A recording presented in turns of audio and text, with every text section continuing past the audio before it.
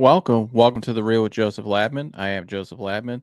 Thank you for tuning in this episode of The Real, taking time out of your day to come watch this episode. I really appreciate that.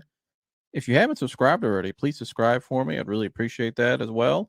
That's the best way you can support this channel and help me grow my content and grow this channel to where I'd like it to be. Everybody hit the like button for me on the way in on this video today. That also helps promote this video more in the algorithms, helps grow this channel more as well. Please share this content. I would really appreciate that. My guests would as well. If you would please share this episode with someone you know that maybe is interested in the topic we're talking about today. Please leave a comment below as well. We'd love to hear your guys' feedback.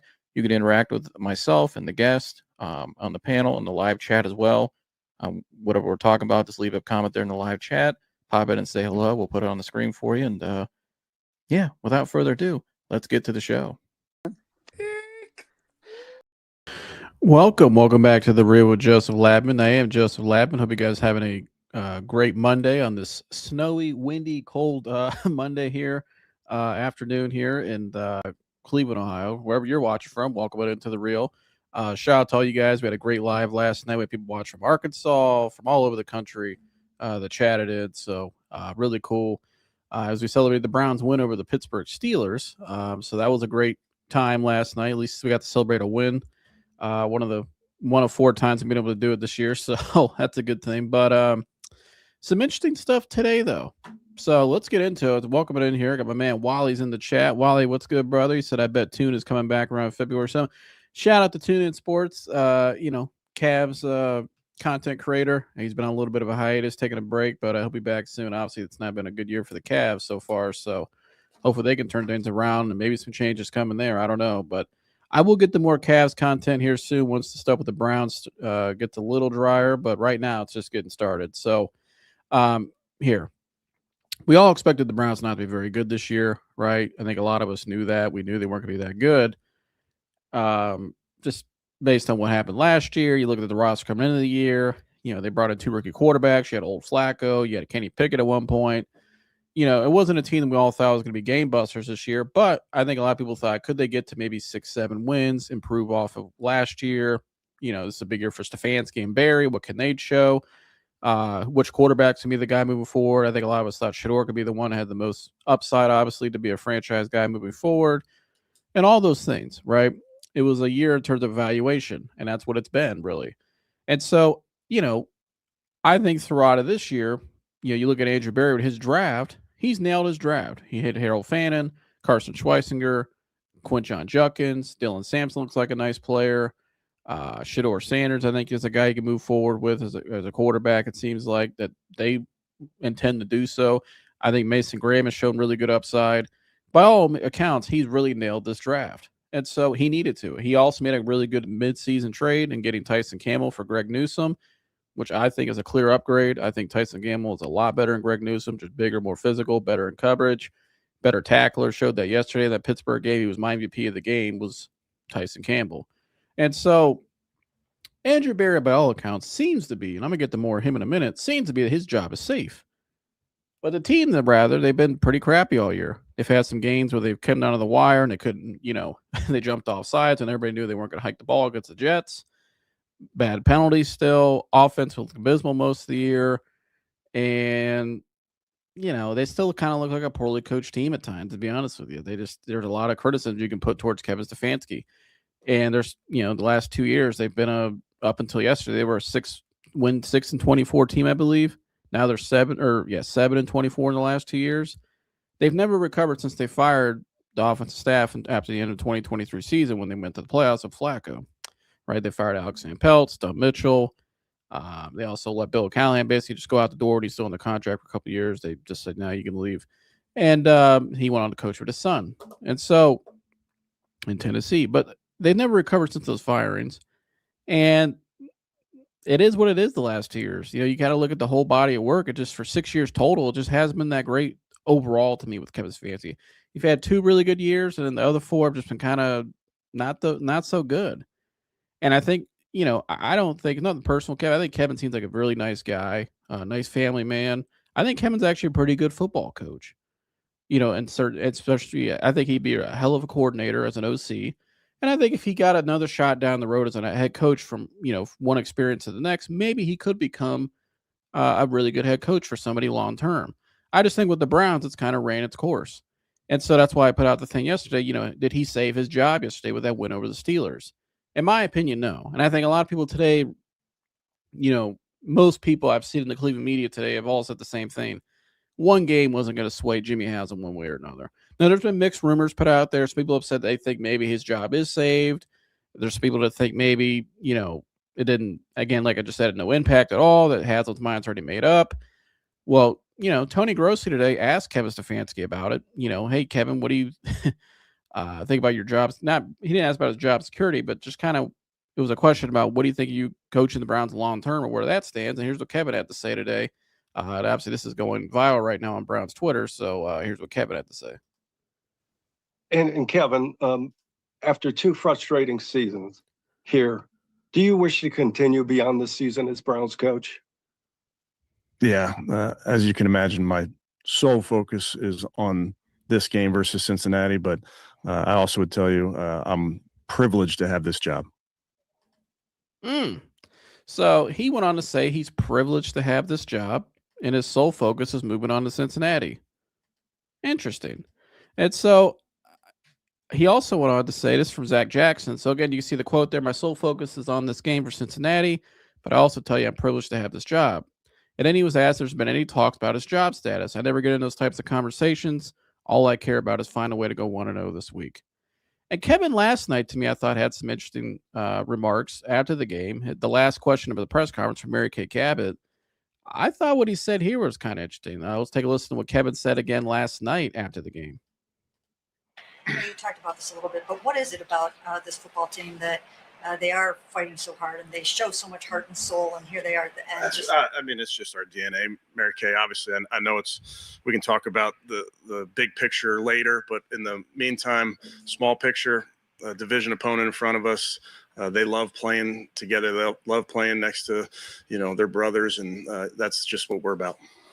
And notice what he said there. He said we could talk about the big picture later. And I remember when I heard that last night, I even said this on the show. I'm like, what did he mean by that? That I thought that was kind of, I thought it was an interesting comment. Maybe I'm overthinking it or looking too far into it. But then you see all this other stuff, and then what he said today when asked by Tony Grossi about he's just focused on getting a win this week for Cincinnati, and he's privileged to have this job. It just seems like it's coming to the end of the road still. I don't think yesterday really changed anything, and I don't think there's anything Kevin could do to change anything. I think, and Tony Grossi said today on ESPN Cleveland this morning that he believes he's getting the feeling that he thinks Kevin Stefanski, from his point of view, kind of wants out of here. Like, it's time to move on. And I've always said all along for 2 years, I said if they ever move on for Kevin Stefanski, I think it would be a mutually parting ways. I don't think it would be an ugly divorce. And I think that's where it's heading. I think we're heading towards a mutual parting of ways between Stefanski and the Browns. And I think that's what we're going to see happen probably in a couple weeks once the season winds down. I think they'll give it a couple days or a week, and I think they'll have these conversations and all this. But I think eventually when they sit down, I think they'll say, look, where are we going from here? It's been 6 years. We haven't accomplished anything. We made the playoffs. We haven't really accomplished anything. We haven't won the division yet. We're the last 2 years have been abysmal. We're not where we really want to be.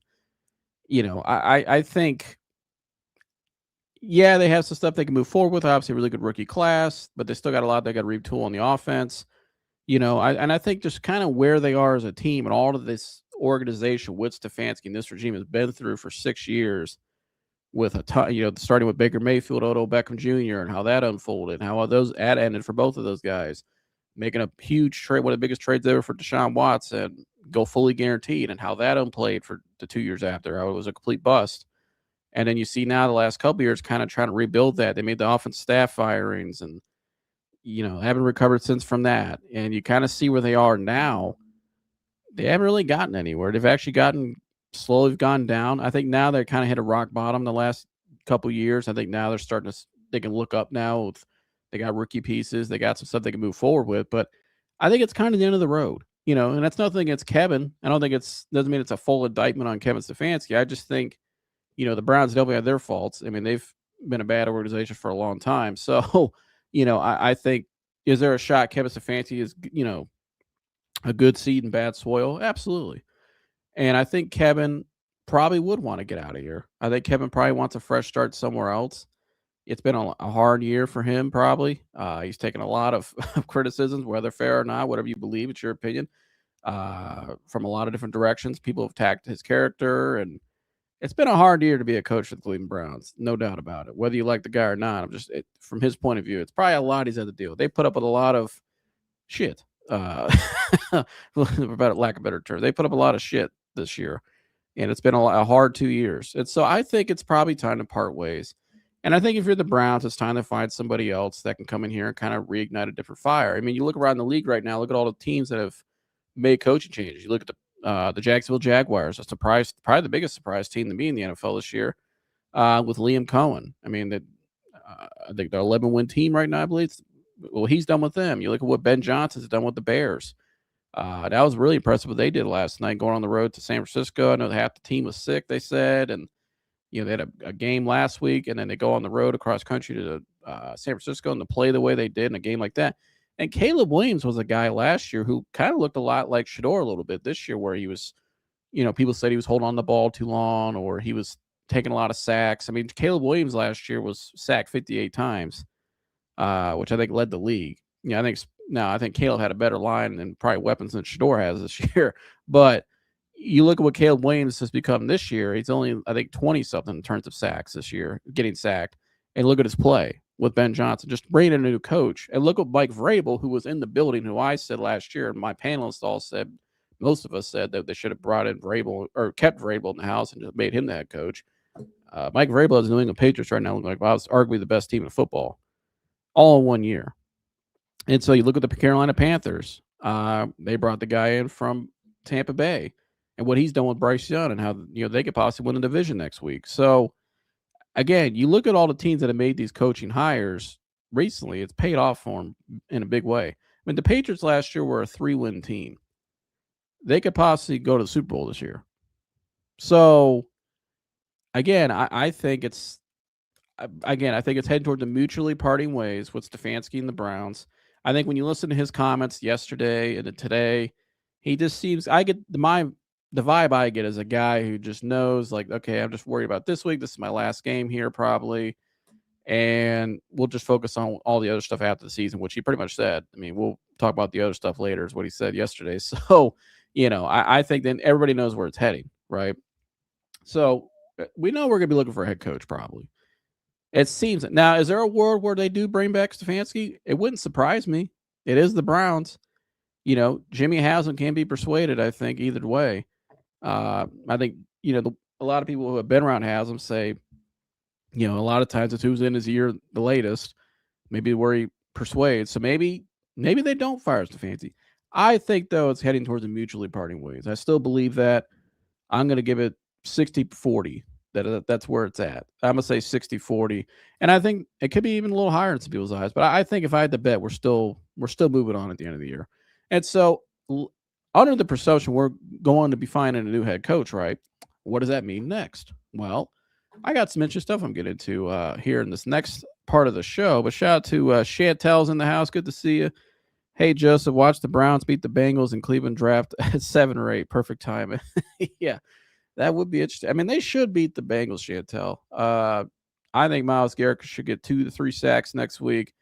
And it's a great game for Shador to end the season on a high note, build some momentum. And I think going on to now my next part about what's next, I think, to me, right now they're at the 6th spot.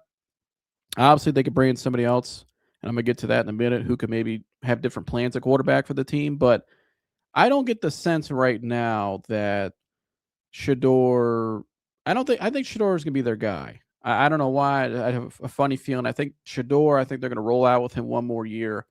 And then if he doesn't pan out next year, they'll move on to the 27 class. I think what they're going to do this upcoming draft is what I think is what they, not what I think. I think what they're going to do is what they did last year. I think they'll get to about 5 or 6, maybe 7. I think they'll trade down maybe a couple slots, possibly, unless Cardinal Tate's sitting there. Try to get a first-round pick again next year, right? Take tackles, maybe trade for a receiver, draft a receiver, both. Get as much offensive lineman as you can.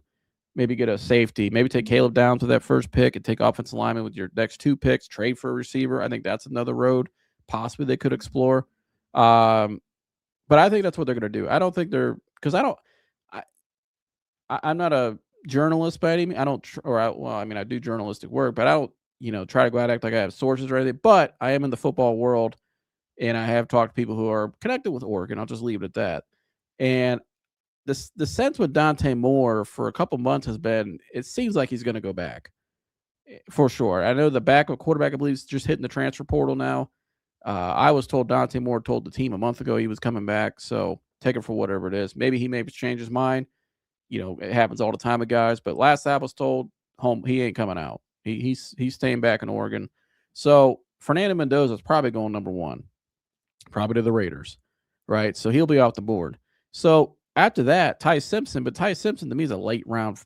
He had the potential to be a top round pick. I like Ty Simpson, but I think Ty Simpson's a late first, early second type guy. He's not a guy you're taking early. So I think Shador is really your best option right now. And you still got, we've heard the Deshaun Watson stuff coming back next year. Maybe they think Deshaun with different coach can revitalize his career. I don't know. I mean, they still are paying the guy $80-something million next year, so you might as well see what he's got because you are paying him. I mean, what are you going to pay him to sit on the sideline and hold a tablet for $80 million? I don't think he will. So I wouldn't be surprised it sounds like he will be out there in the spring competing. They can't afford to pay free agency quarterback. Don't forget we got Watson on the roster and Dillon. I think Dillon will be traded out of here, but I think Shador Watson, I believe, will be the quarterbacks going into the next season, and probably like another vet. Maybe Dillon is back, but Dillon has no shot, I don't think, at being a starter next year by any means. So I think they've made that clear. Dante Moore going back to school from what I read yesterday. Yeah, I think he's still going to go back to Oregon. Again, I was told that a couple months ago, and I think that's where it's heading. 216 Love, my man Humble's in the house. He said live. We are live, Humble. We are live and kicking on this cold, windy, snowy Tuesday. I hope you're out, and I know you're out. Are you outside working this right now, Humble? I know you're doing fencing now. I'm proud of you, brother. You're kicking ass in that area, in your new job. And so, what's it like working out in this today? Because man, it is cold and snowy day. This is Cleveland, Ohio for you. Yesterday was almost 60 degrees and raining, and it felt like kind of like a late fall, early spring day. It wasn't that bad. I went out on the bike last night, got a nice little workout in. And then today I woke up and look outside. It was a complete whiteout, and it looks like winter again. So he said, let's go. I'm flying home now. It's not fun. Yeah, it's definitely not fun. You're a trooper though, brother. Proud of you, man. But he said, only thing keeping me going was Browns victory. That's right. Hell yeah. But shout out, man, Humble. But going back now to the show and what I want to break down today, now we're kind of the meat potatoes part of it. So let's assume Kevin Stefanski's mutually parting ways at the end of the year, right? So we're going to be looking for a head coach. Well, what about Andrew Berry? Because a lot of people speculated as Andrew Berry on the hot seat as well. They were brought in together. And so with Paul DePodesta. And so, Ian Rappaport last week put out a report, and I was going to react to it. I'm glad I waited because this show today, to me, makes a little more sense now to really react to this. You guys probably all saw this. Ian Rappaport, the NFL Network insider, recently reported that Cleveland Browns GM Andrew Berry will be heavily involved in deciding the team's future direction, suggesting Berry's job is likely safe despite a tough season, as head coach Kevin Stefanski's future remains uncertain, indicating Berry's trust with ownership and potential to oversee a reset, possibly hiring a new coach.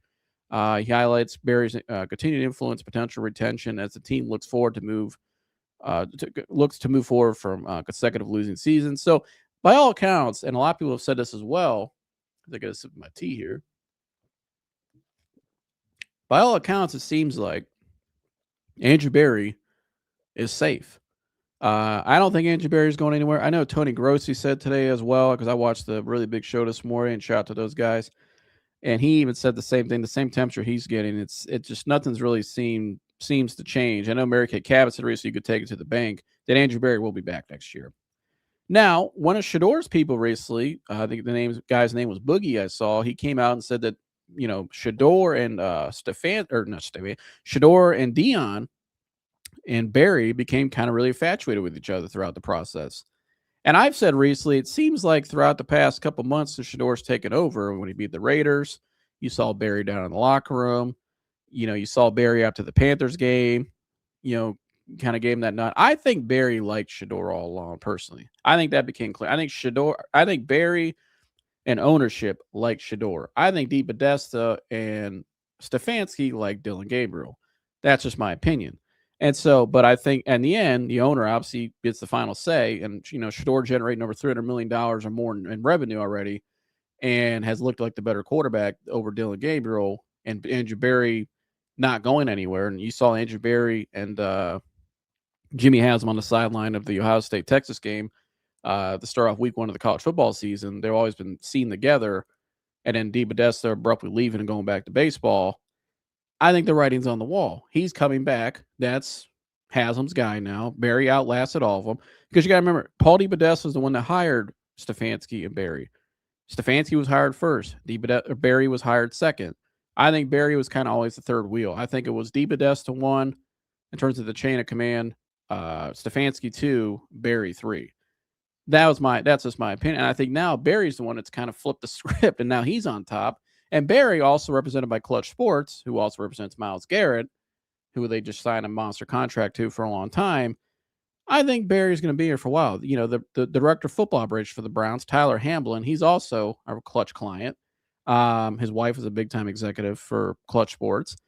I don't think Barry's going anywhere. I'll just leave it at that. I think there's a lot of ties to the organization now. He's kind of really rooted himself in the last year, and he had a phenomenal draft class. And he made a really good trade midseason.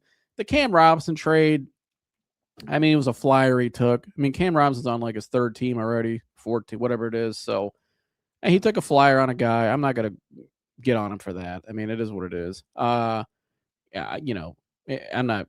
I think the Tyson Campbell trade was the one that I was real more, because he drafted Greg Newsome, and to trade Greg Newsome away for a different guy who I think was better and who they could have took back in 21, but they passed on him for Greg, and then Urban Meyer and the Jaguars took him a couple picks later.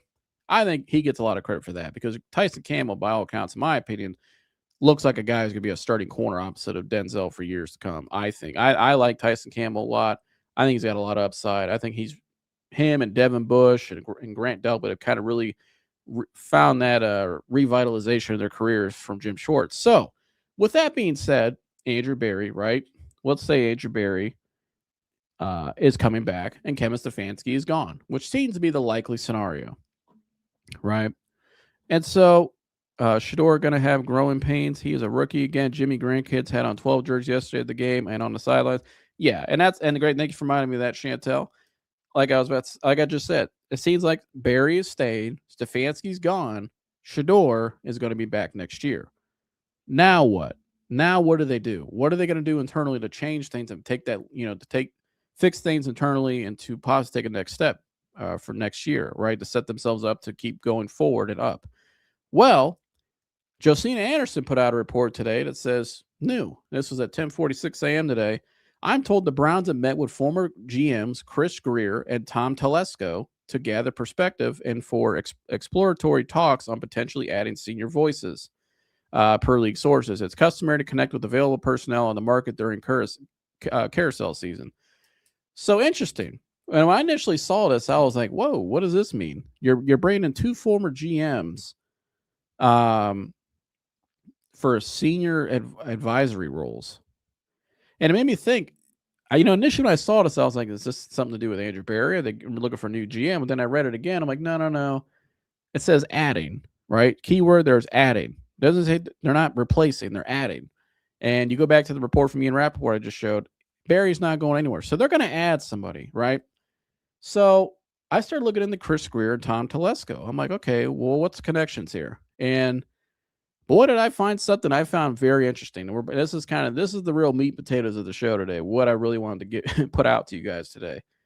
And so let's start with Chris Grier, right? Chris Grier was the former GM of the Miami Dolphins. He was the GM there from 2016 to 2025.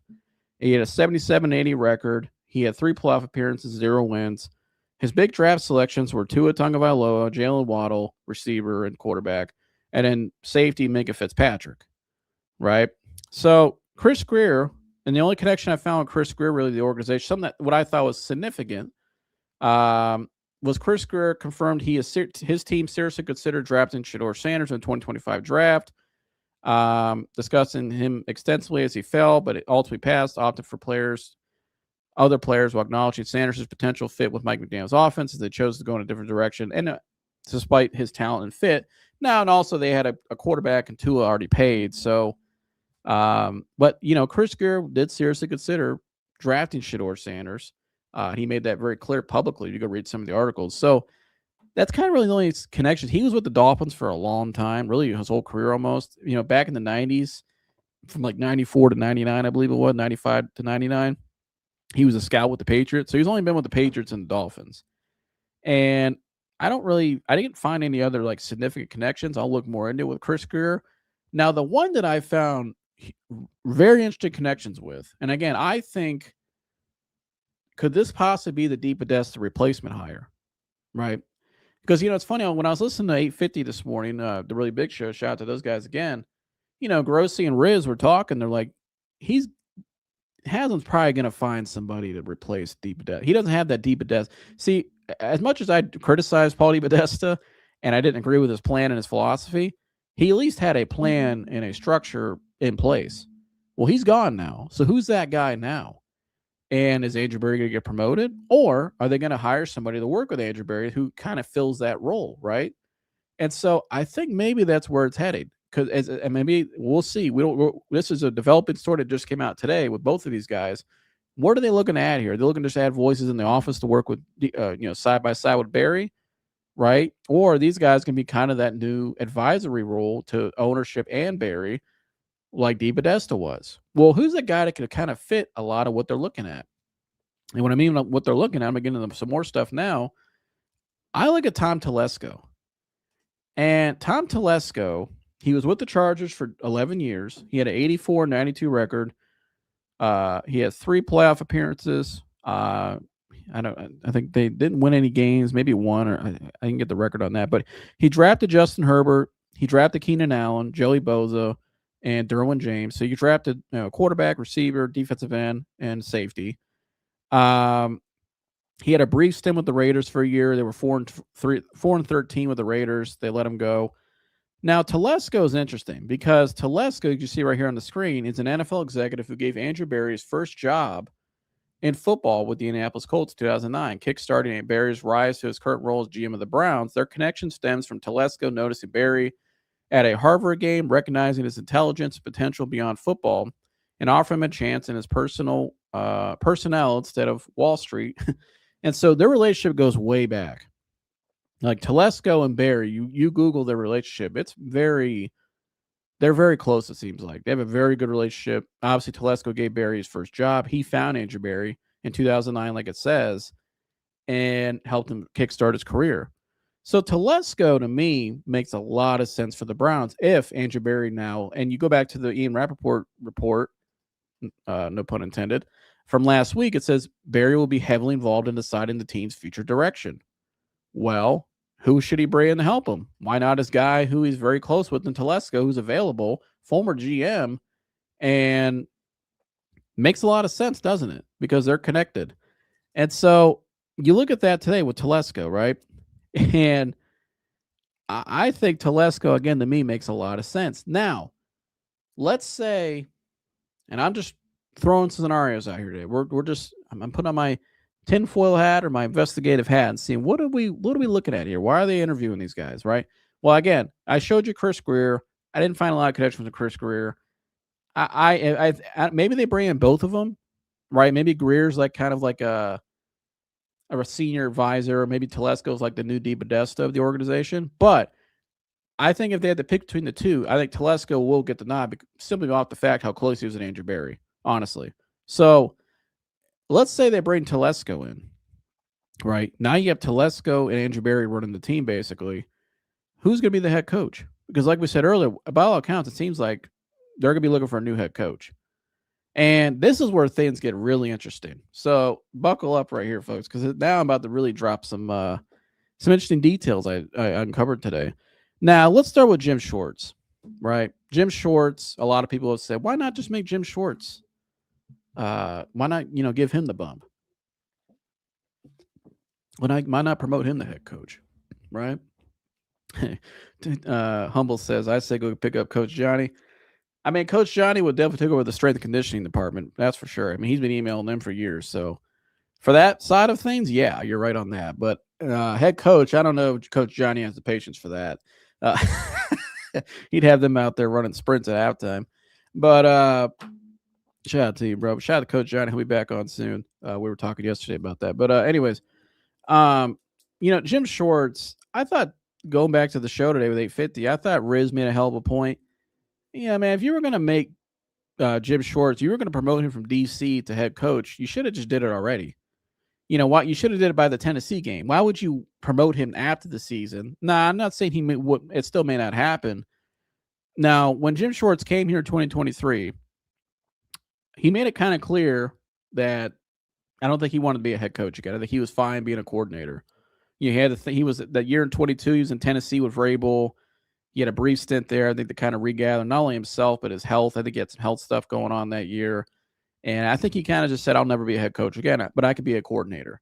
He just focus on one side of the ball. He's a defensive guy. It makes a lot of sense, right? And that's what he's done. He's done a hell of a job. He's one of the best defensive coordinators in all of the NFL, and he's done a hell of a job here in Cleveland. I think a lot of the team playing hard yesterday was mainly influenced by Jim Schwartz, in my opinion, because that defensive unit is the same way every single week. And so, I think if you were going to promote Schwartz, though, like Riz was saying, you would have did it by now. Why not give him the last 5-6 weeks to be kind of like a job interview, like you do with Greg Williams? But why not do that with him?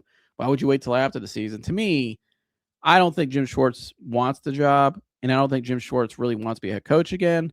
And I think that's why you can cross his name off the list. I don't think he's got a viable head coaching option for the Browns because I don't think I don't think he wants it. And B, if he did want it, they should have did it by now. And I think now you're getting to a point where it's like, well, what's the point? I don't see it happening. I'll just leave it at that. So I don't see Jim Schwartz getting promoted. So going back to the report today, though, with Telesco, right? And Chris Grier obviously was brought up, but let's focus some more on Telesco. Like I said, Telesco, like I pointed on the screen here, has a relationship with Andrew Berry, right? We all know that. We see that now. But let's say these two are in charge now. Who's going to be the head coach? Who would they go after? Right? And let's take a look at this report recently. And I put this on the show last night, and let me see if I can pull it up here. This was from Mary Kay Cabot the other day. This was viral on Twitter over the weekend, on Brown's Twitter, rather. And it says how if Stefanski continues to progress well under Stefanski and play caller Tommy Rees, it will go a long way towards continuity moving forward. If Sanders makes enough strides with this staff, including quarterbacks coach Billy Musgrave, to prove he could be a starter in 2026, the Browns will take that into strong consideration, deciding how to proceed after the season. They might not want Sanders to start over with all new coaches, although there might be a world in which they try to keep Tommy Rees as offensive coordinator, even if they try to make a change at head coach. So you want to make a change at head coach, but you want to make that coach keep Tommy Rees? I got some more stuff on this. I'm going to take a quick break. I'm going to let you guys sit for a second and think about that. I'm going to take a quick break to regather, because when I come back, wait till you hear why Tom Telesco is important in all this and why there could be a head coach candidate that's connected with all three of these guys. Don't go anywhere. Stay on the other side. It's interesting to me. God really did have that plan for me throughout this entire time. Mm-hmm. It was simply just up to me when I was able to stop playing God. I thought I was the one making things happen. No, God is in control. A saying my dad used to always say was, man plans while God laughs. I had a plan for my life. Like, I was going to be, I'm talking about from as soon as I can remember my first thought, I'm going to be in the NFL. I'm going to be, a quarterback. Right. I'm going to, my life was made. I'm going to have all this money. I'm going to get any girl I want. I'm going to have all these cars. Yeah, that's going to be good. I'm talking Beyonce is going to be like, hey, what are you doing today? Then Rihanna tomorrow. Like it was this plan I had for my life. And as I got older, obviously the plans got smaller, but I still continue to plan. Something that I do now, and I would recommend everybody doing every single night when I pray. What I used to do was say, God, allow me to pass this test. God, allow me to, meet this girl. God, allow, this date to go well, this day to go well. When I go to sleep every single night, what I pray for is for God's will to be done. Because He obviously knows what He's doing. I don't. Right. Because if I knew what I was doing, I would be, I wouldn't be talking about Baker on the Browns. I'd be on the Browns right now. If I knew if I followed my plan, Beyonce would be hitting me up. She hasn't hit me up. I must have missed that call or something. She don't want some bake.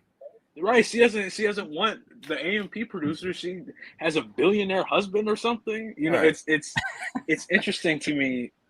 God really did have that plan for me throughout this entire time. It was simply just up to me when I was able to stop playing God. I thought I was the one making things happen. No, God is in control. From the moment I wake up, God is in control. So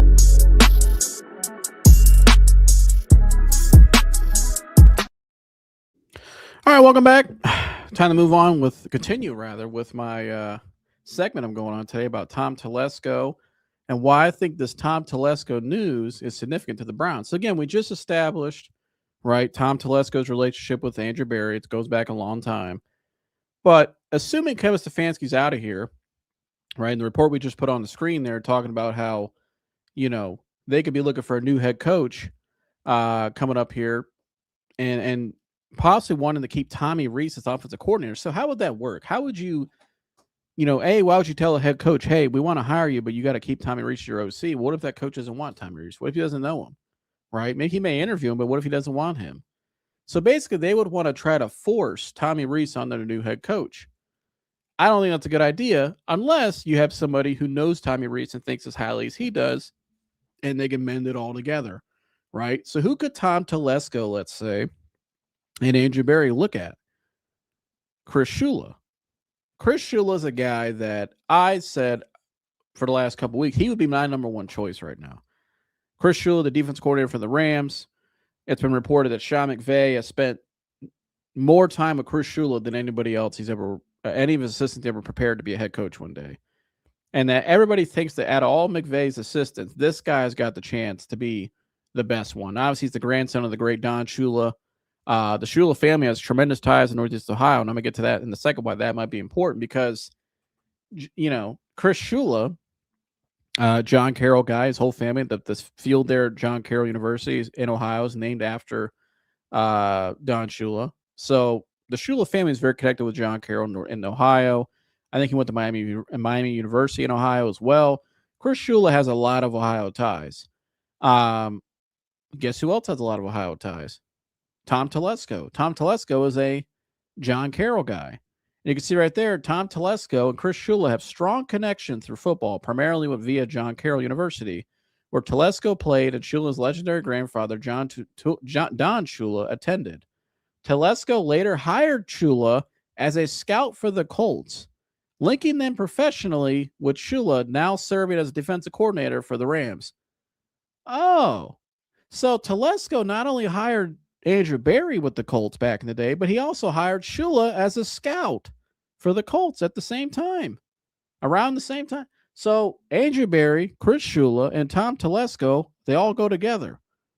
Now, what about Tommy Rees? Where does he come in the mix of all this? Well, Tommy Rees, where's my slide with Tommy Rees? Give me one. Oh, where's Tommy at? Tommy, where are you at, Tommy? There's Tommy. There's Big Tommy right there, my man. Tommy Rees, Tom Telesco, and Chris Shula were all in the same building together in 2016 with the then San Diego Chargers. Telesco was the general manager. Defensive quality control coach was Chris Shula. Offensive assistant was Tommy Rees. Again, this is in 2016. Telesco, Rees, Shula, all in the same building with the 2016 San Diego Chargers. So Andrew Berry has a relationship with Chris Shula and Tom Telesco. We know his relationship with Telesco is very strong. But Telesco also has a relationship with Tommy Rees and Chris Shula. And Telesco is the one that gave Andrew Berry not only a job back, his first job in 2009, but also gave Chris Shula his job as a scout back with the Colts around the same time. So all four of these guys are linked together. And so now you go back, you put all this together, you go back to the initial report about right there how it says they second paragraph, they might not want Sanders to start over with all new coaches, right? Because we all know Shador's probably going to be the guy they roll with next year. They're making that pretty clear through the articles. You really read between the lines here. That's what's going on. Stefanski's out, Barry's back, and what are they going to do? So now we hear they're interviewing Tom Telesco and Chris Grier. I think it's more Telesco personally, and they're rolling back with Shador. So like it says, that scenario that I think is kind of unfolding here possibly. Sanders wants to start over with all new coaches, although there might be in a world which they try to keep Reese as offensive coordinator. She even wrote an article a month ago that I reacted to, Mary Kay Cabot, saying that the Browns will make every effort to keep Tommy Reese, who interviewed for them the Penn State job before Matt Campbell got it. Now a lot of people knew. I knew Matt Campbell was getting that job back in October because some people I know, and in the coach world, they told me he's probably getting that job. But Tommy Reese was hot. He was interviewed, but he was never going to get that job. But it says in the article, it went on to talk about how, they will do whatever it takes. The Browns will make every effort, you can see right here, to keep offensive coordinator Tommy Reese in the building for next year. And it went on in the article to, they had who was the wide receiver coach, Chad O'Shea, gave glaring. He called Tommy a football savant. Mike Bloomgren, the offensive line coach, gave some high praise for Tommy Reese. And said he's a guy they both said he's a hell of a young coach. And so you put all this together, right? They're interviewing Tom Telesco.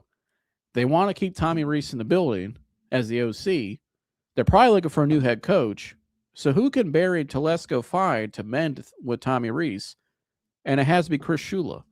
And Chris Shula right now is the hottest candidate out there, in my opinion, in terms of a coaching candidate, for especially a first-timer. So, and you go back to, there was an article put out recently over the weekend, just a theory. This was from Mo Moten, a Bleacher Report, and it says up here at the top, Browns linked to intriguing coaching option for 2026. And he has Chris Shula going to the Browns. And he says in 2 years, Chris Shula turned the Los Angeles Rams young defense, defensive front into one of the league's most stout groups. Under his tutelage, Jared Verse won 2024 Defensive Rookie of the Year. Kobe Turner has become a premier interior pass rusher, and Byron Young has double-digit sacks, 11. Shula could work wonders with star edge rusher Myles Garrett. 2025 Defensive Rookie of the Year candidate Carson Schweizinger. Looking at the Houston Texans this season, the Browns defense can carry them to the playoffs while Shula's assistants sort out the offense. So I think,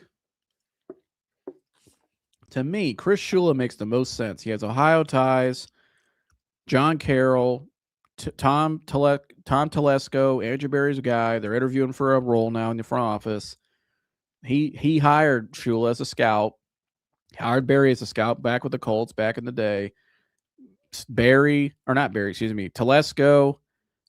Reese, and Shula all worked together with the Chargers for 1 year. All four of these guys are all tied together. And that's really like the core four here that's moving forward is Telesco, Berry, let's say Shula, if he's hired. More so, let's say the main three right now, I think Telesco, Berry, and Reese. And right now, the ones we have obviously in the building are Berry and Reese. Well, we've seen reports Berry's coming back, and so was Reese. Who are two guys, a guy in the front office and a guy in the coaching world that can work with both of those guys and mend all four together? To me, it's Telesco and Shula. And so when I saw this report today about Tom Telesco, I immediately started looking at all this stuff, and I'm starting connecting the dots, and I'm like, well, wait a minute, man. I think this has got Andrew Berry written all over it. And going back to initial report from last week from Ian Rappaport saying how the Cleveland Browns general manager will be heavily involved in deciding the team's future. I mean, and then they come out today with Josina Anderson saying that they're interviewing Chris Grier and Tom Telesco. And you look at Telesco and Berry's relationship, and you look at the Browns probably going to be hiring a new head coach, because, again, Mary Kay Cabot put in their article that no matter what, they want to keep Tommy Reese and – even if they make a change. So they're painting the picture. And I said this a month ago when I read that Tommy Reese article about how they will do whatever it takes to keep Tommy in the building, right? And I just had that on the screen. Here it is again. This was from December 7th. I reacted to it that night on my show. I said, there's something more to this. And now Mike and I speculated that would they make Tommy Rees the head coach? Is that what they were referring to? And I know people who know Tommy Rees. They say he's a dude. They say he's an excellent coach. He's a lot of potential. But to me, it's way, way too early to make him a head coach in the NFL. I mean, this guy hasn't got. He's barely getting. He's not barely. He's getting interviews for the head coaching jobs at the college level, but hasn't got one yet. He's probably just a coordinator still. Could he be a head coach again down the road? Or could he be a head, not again, but could he be a head coach down the road in the NFL one day? Yeah. Right now, though, if they made Tommy Rees the OC, it'd be a Freddie Kitchens-esque hire, in my opinion. It's too big of a reach. And so I think, though, they want Tommy as the OC because Tommy works pretty well with Shedeur, it seems like. And you saw that going back to training camp back in the summer. Those two seem to really click. And they seem to have shown that chemistry a little bit throughout the last 6-7 weeks. Now, it has been pretty at times. Yesterday wasn't perfect. But I think with a full offseason with Tommy Rees and Shedeur Sanders together, I think maybe they could do some things, get some better receivers in there, get a whole new O-line in there, possibly, get better O-line in there. Maybe they can do some things. I think the offense has been better with Rees calling the plays than it was with Kevin earlier in the season, for sure. So there's a little more of a juice to it, I think, and there's a little more creativity. There's not a whole lot you can change in the middle of the season. I mean, you do all your installs going back to March. So from March all the way to, for 8 months all the way to November when they made the change, or October, 7-8 months, that's a long time studying the same system with who you thought your coach at the play caller at the time, Stefanski, was his system, what he wanted. And, not a whole lot you could do with Tommy Rees. Not a whole lot Tommy Rees could do with that system mid-season in terms of fully changing it. This isn't the full Tommy Rees playbook by any means. So if they have a full offseason to install his offense with Shedeur as a full offseason, right, I think that's what they're looking at here. And I think that's why they want to keep Tommy Rees in the building, because of his relationship with Shedeur. And like she pointed it out there, they don't want that change for Shedeur of all new coaches. So again, who's the head coach that you can bring in here to mend it all together? I think it's Chris Shula. You're interviewing Tom Telesco, right, as we saw today from Josina Anderson. Telesco and Barry have a long time relationship. He got him his first job at the Colts. Chris Shula is the hottest coaching candidate out right now. He has serious Ohio ties. And like I said right here, or put on the screen here, Telesco and Shula have a strong connection through John Carroll. He gave Shula his first job with the Colts back in the day too. So Barry and Shula both got their first jobs through Telesco with the Colts. And then Tommy Rees, Telesco, and Chris Shula all worked together with the 2016 San Diego Chargers, with Telesco as the GM of the team. So with all that being said, I know it's a lot. I know it's a mouthful today. It's a lot I put up here today. Could this be the DePodesta replacement we're looking at? And I don't know. It's going to be a fascinating thing to watch and see what happens coming out of this. I'm sure we'll hear more as this story progresses tomorrow and stuff. But I think Tom Telesco, maybe Chris Grier, maybe they both get brought in. But I think Tom Telesco is the one I'm really looking at right now, because his relationship with Andrew Barry, we know Andrew's going to be calling a lot of the shots this offseason, like we saw with Ian Rappaport reported. I think this could be the replacement for the DePodesta replacement. Maybe it doesn't get that high a role like that, but I think Telesco will have a heavy influence, if hired, on this organization. He's kind of like the mender with him, Barry, Rees. They all know each other. And let's say you bring in a new head coach. I think Chris Shula, to me, makes the most sense with the connections, and I think he's the best choice. I like Chris Shula the most at all the potential coaching candidates available. I think he's going to be I think Chris Shula can be a really good coach. I like him a lot. I've done a lot of research on him in recent weeks. He would be my number one choice. So, and you keep Tommy Rees with Shedeur Sanders. Maybe that's where this is all heading. I don't know. I thought this was all fascinating stuff today when you connect the dots, and it's going to be an interesting. We're already off to a hell of an offseason. I mean, I know we got one more game next week, but the offseason is pretty much already started for the Browns. I mean, they're already interviewing GM candidates and stuff. So, and listening to Stefanski again today, I think he knows he's out of town. So, fascinating stuff, and it's only going to get even more interesting. That's why you guys got to like, subscribe, and share, because we'll be breaking it all down. we'll finish up with the last comments here. My man Humble said, big fan of Harold Finn and Junior Joe. Yeah, I am too. Kent McKinley boy. I'm okay. Moving on from David Njoku. Thoughts? Yeah, I mean, he's better than David. And I love David Njoku, but I think even Njoku knows the writing's on the wall. Now, what happens with David moving forward? I don't know. I don't think he gets brought back. If he does, he's not the starter next year. Harold Fannin could be he will be a top 3 tight end in the NFL next year. No doubt about it, in my opinion. I say go pick up Coach Johnny. He said OHIO. Got the big game Wednesday night. Freddie Kitchens is an elite ball knowledge. I don't think Freddie was Freddie was a football coach. He just wasn't a head coach. I think he was a good assistant, but shout out to Freddie Kitchens, wherever he's at. I think he's with the North Carolina now. Freddie was a good dude, though. Thanks for reading the comments. That comment, bro. Absolutely, brother. Thanks for commenting and tuning in as always. But let me know what you guys think in the comments today. Is this the DePodesta replacement? What do you think of my theory of Shula, the connections? I mean, what do you guys think? Let me know in the comments today.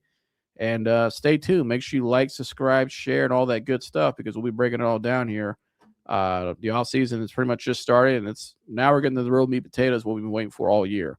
Who are they going to hire as head coach? What are the changes they're going to make? What's going to happen moving forward? Like, subscribe, and share. We'll be breaking it all down. I will see you guys in the next one. I'm out of here.